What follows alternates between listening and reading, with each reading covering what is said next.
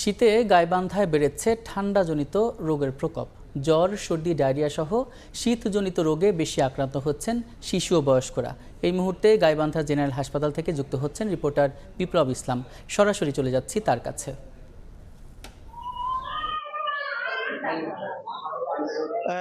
রাতে কনকনে শীত এবং সকাল থেকে কিন্তু আবারও স্বাভাবিক আবহাওয়া বিরাজ করায় গাইবান্ধায় কিন্তু এই যে শীত, সেই শীতের কারণে কিন্তু শীতজনিত রোগীর সংখ্যা বেড়েছে। আমরা জেনেছি যে জেলা সদর হাসপাতাল এবং উপজেলা হাসপাতালগুলোতে কিন্তু ব্যাপক পরিমাণ রোগী ভর্তি হচ্ছেন। আমি এই মুহূর্তে আছি গাইবান্ধা জেনারেল হাসপাতালের ডায়রি ওয়ার্ডে। এই ডায়রি ওয়ার্ডের যদি কথা বলি, যে এখানে কিন্তু এই গাইবান্ধা জেনারেল হাসপাতালের ২০ জনের ধারণ ক্ষমতা থাকলেও এই হাসপাতালটিতে কিন্তু গত ১ সপ্তাহের তথ্য বলছে যে প্রতিদিন অন্তত ৫০ জনের উপরে কিন্তু রোগী ভর্তি থাকছে।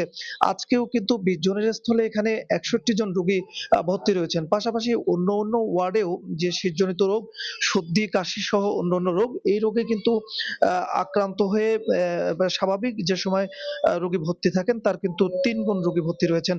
হাসপাতাল কর্তৃপক্ষ যেটি বলছে যে গেল প্রায় ১ সপ্তাহ থেকে এই ধরনের রোগীরা কিন্তু নিয়মিত আসছেন। তারা যেটি বলছেন যে স্বাভাবিক সময়ে হাসপাতাল গুলোতে যে পরিমাণ রোগী আসে তার চেয়ে প্রায় ৩ গুণ রোগী কিন্তু প্রতিদিন ভর্তি হচ্ছেন এবং রিলিজ নিচ্ছেন। এই জেলা হাসপাতালের পাশাপাশি কিন্তু গাইবান্ধার যে ৭ উপজেলা রয়েছে, ৭ উপজেলা স্বাস্থ্য কমপ্লেক্স গুলো, সেই উপজেলা স্বাস্থ্য কমপ্লেক্স গুলোতেও কিন্তু একই অবস্থা। চিকিৎসকরা যেটি বলছেন যে আক্রান্ত যে রোগীরা আসছেন প্রতিদিন, তারা ভর্তি থাকছেন, তাদের অধিকাংশই কিন্তু শিশু এবং বয়স্ক।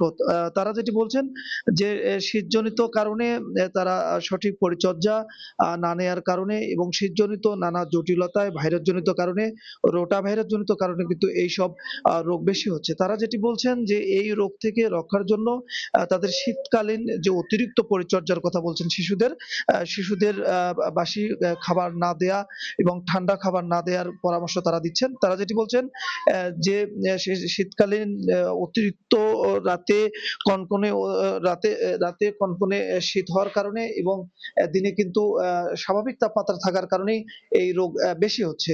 যে কারণে তারা কিন্তু শিশু এবং বয়স্কদের অতিরিক্ত পরিচর্যা নিতে বলছেন। প্রত্যেকটি হাসপাতালে দেখা যাচ্ছে যে ৫০ শয্যা বিশিষ্ট যে হাসপাতালগুলো, সেগুলোতেও কিন্তু ১০০-র অধিক রোগী ভর্তি থাকছেন বলে হাসপাতাল কর্তৃপক্ষ বলছেন।